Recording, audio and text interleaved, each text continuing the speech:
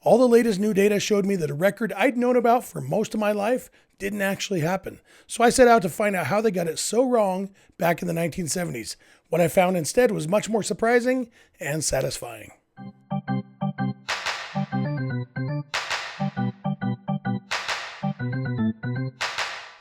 Welcome to Baseball Boulevard. I'm Jeff Snyder. Today we're going to be talking about who else? Garry Templeton. When you think of young switch-hitting shortstops playing for teams in the Midwest, you probably think of Elly De La Cruz, the dynamic speedster for the Cincinnati Reds. There was a time when I was young that a baseball fan's first thought would have gone to Garry Templeton. If you enjoy this content, please like and subscribe to this channel and share it with all your baseball-loving friends. Growing up in Southern California in the 1980s, I was and still am a Dodger fan. But I actually lived a little closer to Jack Murphy Stadium than to Dodger Stadium, and when you factored in San Diego traffic versus LA traffic, it took a lot less time to go see the Padres. So I saw Garry Templeton play in person a lot. I was obsessed with baseball and, by extension, baseball cards. I still have tens of thousands of baseball cards from the 80s sitting in a closet in my basement that I'll go through every once in a while. I had a lot of baseball cards and not a lot of friends, so I spent a lot of time looking at the backs of my baseball cards. I can do any division problem down to 3 decimal points because that's how you do batting average. I know that Bob Walk never led the league in walks, but he did lead the league in wild pitches in 1988 because there was no one named Johnny Wild Pitch to do it. I know that Jose De Leon twice had to be removed from his team's starting rotation to avoid getting 20 losses in a season.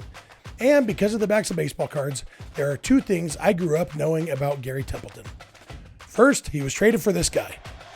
By the time I was following baseball, Templeton was already on the Padres, but I knew how the Padres had acquired him. They traded Ozzie Smith for him. At the time, it wasn't a bad trade. Templeton was actually more than a year younger than Ozzie, and he'd been the better player to that point in their careers. Ozzie was better defensively because Ozzie was better than everyone before or since defensively, but Templeton was a vastly superior hitter. 104 OPS plus for Tempe, 66 for Ozzie. After the trade, Ozzie hit better, Templeton hit worse, and by the end of their careers, they had identical OPS plus marks of 87. Throwing the defense, Ozzie Smith was a first ballot Hall of Famer, while Templeton had a solid 16-year career. But Templeton had something his fellow switch hitter Ozzie didn't, and that's the second thing I knew about him. Before I tell you, can you guess what these 26 Garry Templeton baseball cards all have in common? Interestingly, they all tell the same fun fact about Garry Templeton, that in 1979, he became the first player ever to have at least 100 hits from each side of the plate in one season. I have a friend named Brian. 99% of our interactions are about one of 2 things: how my taxes are looking, because he's the person who does my taxes, and baseball trivia. It varies from day to day which of the 2 subjects our wives find more interesting. So back in 2017, when Brian stopped by my house to have us sign our tax forms, he asked me who was the first player ever to have 100 plus hits from each side of the plate in one season. Look, you saw those 26 baseball cards. You know I knew the answer. And I also knew that Willie Wilson had done it the next year too. But then Brian and I started wondering if anyone had done it since Templeton and Wilson. I couldn't think of anyone, but there was part of me that thought maybe it was like the 50 homer club. Cecil Fielder's 50 homer season in 1990 was the first one since George Foster in 1977, and only the 18th ever by 11 different players. But then suddenly, between 1995 and 2007, there were 23 50 homer seasons in just 13 years. And now there have been 48 such seasons overall. So I wondered if there had been any more switch hitters to match Templeton and Wilson, and it just wasn't as big a news anymore. What I found out was that no one else had at least 100 hits from each side of the plate in one season since Templeton and Wilson did. As it turns out, it's really hard to do. Pete Rose in 1977 is the only other switch hitter who's had even as many as 90 hits from the right side of the plate. Something I didn't totally appreciate as a kid is just how many more right-handed pitchers there are than lefties. I also didn't fully grasp the concept of platoon advantages, where right-handed hitters generally hit better against lefties, and left-handed hitters generally hit better against righties. Thus, the logic behind being a switch hitter is the ability to always have the platoon advantage. But that means that, for example, Templeton had 53% more plate appearances against righties than lefties from 1977 to 1979. And these days, those numbers are even more stark. For example, Elly De La Cruz has more than twice as many plate appearances against righties as he does against lefties, and that's even with teams often bringing in left-handed relievers to face him on his weaker side. So maybe I shouldn't have been surprised to learn that no one had had 100 plus hits from each side of the plate since Templeton and Wilson. But what absolutely did surprise me was that, according to both Baseball Reference and Retro Sheet, neither had Templeton and Wilson. Here's how I did my original search. I pulled up what was then known as the Baseball Reference Play Index, now known as StatHead, and I did a search for switch hitters who had 100 hits off left-handed pitchers in one season. I took this approach because, of course, there are fewer lefty pitchers, and since switch hitters nearly always bat with the platoon advantage, meaning they bat right-handed against lefties and left-handed against righties, the right-handed hits would be the harder part of the feat. So that search returned 0 results. So I dropped the threshold down to 90 hits and I got 3 results, including Templeton in 1979 and Willie Wilson in 1980, the 2 players who are reported to have accomplished this switch hitting feat. As you can see, it showed Templeton only having 94 hits against left-handed pitchers in 1979. Of course, there's no rule that says you have to take the platoon advantage as a switch hitter, so I looked at Templeton's 1979 splits, and sure enough, he did bat right on right a few times. Baseball Reference credited Templeton with 2 hits as a righty against righties, but still, 94 plus 2 only equals 96. After letting this stew for 2 years, I was sitting at the convention for the Society for American Baseball Research, SABR, in San Diego in 2019, and as I listened to someone's research project, I thought someone should figure out what's going on with Templeton's record. And then, because I was in the land of inspiration, I thought maybe that someone should be me. So I set off to figure it out. So let's keep a running hit tally in the corner of this video. We'll start with the 94 hits Templeton had as a right-handed hitter against lefties, and yes, I counted them all and confirmed that number was correct. We'll also include the 2 right-on-right hits Baseball Reference credited him with, but we'll throw a question mark there because we're not just taking anyone's word for anything when we're talking about a possible ruined childhood for me. But even with those 2 right-on-right hits, we're still falling way short of 100, and I went into this project wondering how they got things so wrong back in 1979. Why did they think Templeton had 100 hits right-handed? My first clue came from a Google search, where I found a message board thread from a few years before that pointed me to a book called Cardinals Journal, Year by Year and Day by Day with the St. Louis Cardinals since 1882 by John Snyder, no relation. On pages 578 and 579, it says, September 28th, Garry Templeton becomes the only player in Major League history to collect 100 hits from both sides of the plate, with 3 hits from the right side during a doubleheader against the Mets at Busch Memorial Stadium. Templeton collected his 94th hit from the right side on September 22nd. Upon learning that no one had ever gotten 100 hits from both sides in the same season, he began batting right-handed against right-handed pitching to get the record. So I looked at Templeton's hit log and I found all his hits off right-handed pitchers after September 22nd. Unfortunately, there were only 5, which means that even if he got all 5 hits right on right, that only gets us to 99. So I became even more convinced that I was likely to find that Templeton didn't reach 100, but I still had the possibility that I might be able to correct some missing records, so I soldiered on. So let's look at those 5 hits against right-handed pitchers and see if we can find evidence that Templeton batted right-handed for those. The first 2 came on September 25th against Dan Larson of the Phillies. My assumption was that if a switch hitter batted right-handed against a right-handed pitcher, someone would mention it. So I dug into the newspaper archives and sure enough, someone mentioned it. Here's what the St. Louis Dispatch said about Templeton's 2 hits against Larson. And he did it right-handed against right-handed pitcher Dan Larson. Templeton, a switch hitter who has a league-leading 206 hits, is going head-to-head with right-handers because he wants 100 or more hits from each side of the plate. He currently has 111 from the left side and 95 from the right. So if nothing else, we can take away the question mark. I don't know if those 2 hits off Larson were the specific 2 that Baseball Reference had flagged, but now we know he had at least 2 right-on-right hits. Templeton's next 2 hits against right-handers came 2 days later against the Pirates, when he singled off righty Don Robinson and doubled off right-handed submariner Kent Tekulve. Here's what Michael Farber of the Montreal Gazette had to say the next morning. Templeton has been hitting righty the past week against all pitchers. The hits gave him 97 from the right side. Templeton was retired twice by left-hander Dave Roberts, but again batting right-handed, he singled in a run against right-hander Don Robinson in the 4th, walked against right-hander Doc Ellis in the 6th, and doubled another run home in the 8th against Tekulve, a diabolical right-handed sidearmer. The hits gave him 97 from the right side and raised his major league leading total to 206, one more than teammate Keith Hernandez, who also had 2 hits.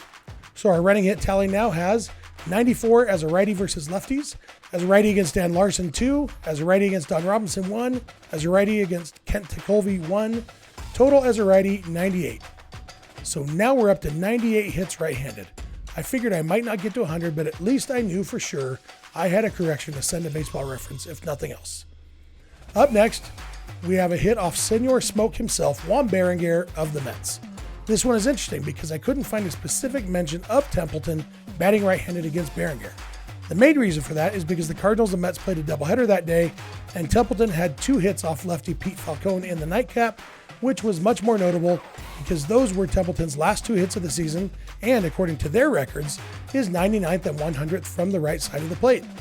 And the Associated Press story about the feat gives us plenty of reason to believe that Templeton had batted right-handed against Berenguer when it says, Templeton had started the night batting .346 right-handed and .290 left-handed.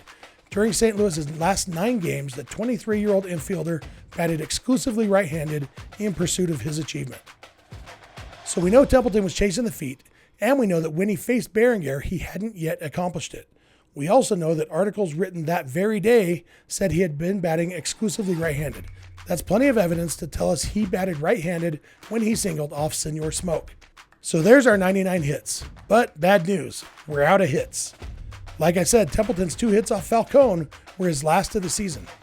After believing he had reached 100 hits right-handed, Templeton took some time off and only batted twice in the Cardinals' last 2 games. So, while Baseball Reference was wrong about Templeton only having 96 right-handed hits in 1979, it looked like they were right about him not getting to 100. But here's where things get interesting and maybe a little bit philosophical. Sometimes a faulty assumption can lead to faulty conclusions, and sometimes if the first piece of evidence you find is faulty, it can cause those faulty assumptions that lead to those faulty conclusions. What was our first piece of evidence? That Cardinals journal book, which, as you recall, said Templeton collected his 94th hit from the right side on September 22nd. Upon learning that no one had ever gotten 100 hits from both sides in the same season, he began batting right-handed against right-handed pitching to get the record. But what did we just see in the AP article about the accomplishment? During St. Louis's last 9 games, the 23-year-old infielder batted exclusively right-handed in pursuit of his achievement. Counting back 9 games, that does put us on September 22nd, but before that day's doubleheader, not after. And then I noticed something else. In the article after Templeton's 2 hits off Dan Larson, it said he was sitting on 95 right-handed hits, but we only had him at 94 at that point, 92 against lefties and the 2 against Larson. We know he ended up with 94 hits off lefties, but the last 2 were against Pete Falcone on September 28th, remember? So while our records show he had 92 right-on-left hits and 2 right-on-right hits, the article said he had 95 right-handed hits at that point. Throw in our potentially faulty assumption about when Templeton started batting right-handed, and I realized I might need to bump my search back by a couple days. And then I found something that told me exactly where to bump my search to. On September 29, 1979, Tom Duffy of the Chicago Tribune wrote this. After getting his 200th hit September 20th, the 23-year-old Templeton decided to hit exclusively right-handed to get the 11 hits he needed for history. So that confirms it. Our date was wrong. I had been looking at hits after September 22nd, but I needed to go back a couple days. And good golly, did I find some good stuff in those 2 days. If you enjoy this content, please like and subscribe to this channel and share it with all your baseball-loving friends. On September 21st, Rick Hummel of the St. Louis Dispatch wrote, after reaching 1 switch-hitting milestone Thursday night, Garry Templeton immediately set his sights on another as the Cardinals headed east for their last trip of the season. Skipping forward, now Templeton wants to be the first switch hitter to compile at least 100 hits from each side of the plate. But since he has only 89 right-handed hits now, and since the Cardinals have just 11 games to play, Templeton said he would modify his approach. With manager Ken Boyer's permission, which he obtained after Thursday night's game, Templeton will bat right-handed anytime he wishes the rest of the season. This will satisfy everybody's curiosity, said Boyer, if he can hit 400 right-handed. Now, that just says Templeton can bat righty anytime he wants, but it doesn't prove that he did. But Tom Duffy in the Chicago Tribune said it differently. Garry Templeton, who already has 200 hits this year, will bat right-handed the rest of the season in an effort to become the first switch hitter to get 100 hits from each side of the plate. He needs 11. I'm not scared to hit right-handed against right-handers, the Cardinals shortstop said. No reason he should be. He's a natural right-hander and is hitting .344 against left-handers this year. But I don't want anybody to think I'm trying to show them up because they'll throw at me. And the Associated Press story said this. Afterward, Templeton conferred with Cards manager Ken Boyer and said he will bat only right-handed for the remainder of the year in a bid to become the first switch hitter in Major League history to total 100 hits from each side. As you can see, it says Templeton will bat exclusively righty the rest of the year. Still doesn't prove that he did, but it sure is strong evidence. So now that we have our adjusted date, let's look at an updated hit log against right-handed pitchers, this time looking at everything after that September 20th game. Look at that. There's one more hit against John Pacella of the Mets on September 22nd. I can't find an explicit mention that Templeton batted righty against Pacella, but it was his first at bat against a right-handed pitcher after declaring that he would bat righty against righties, so it's a pretty safe bet. That gives us this tally. There's our 100 hits, 98 that we have explicit proof for, and 2 with extremely strong evidence for. And to make that evidence a bit stronger, here's Rick Hummel's recap of Templeton's right-handed escapades once the mark had been set. Perhaps the most significant aspect of Garry Templeton's achievement Friday night of becoming the first switch hitter to record 100 hits from each side of the plate was that in the last few days, Templeton hit 400 batting right-handed against right-handed pitchers. He was 6 for 15 against right-handers in that stretch, and, said manager Ken Boyer, Templeton showed him that he could bat from that side all the time if he wanted to. I'm not advocating it, said Boyer, but he said, I haven't seen him flinch yet. I'd say if he could bat 6 for 15 from that side, he could do whatever he's comfortable doing. So here's the summary of our evidence. With Templeton sitting on 89 right-handed hits, he conferred with his manager and got permission to bat exclusively right-handed the rest of the season and stated his intention to do so. He had 11 more hits that season, including 6 against right-handed pitchers. 4 of the 6 are specifically mentioned to have come right-handed, and the other 2 have extremely strong circumstantial evidence.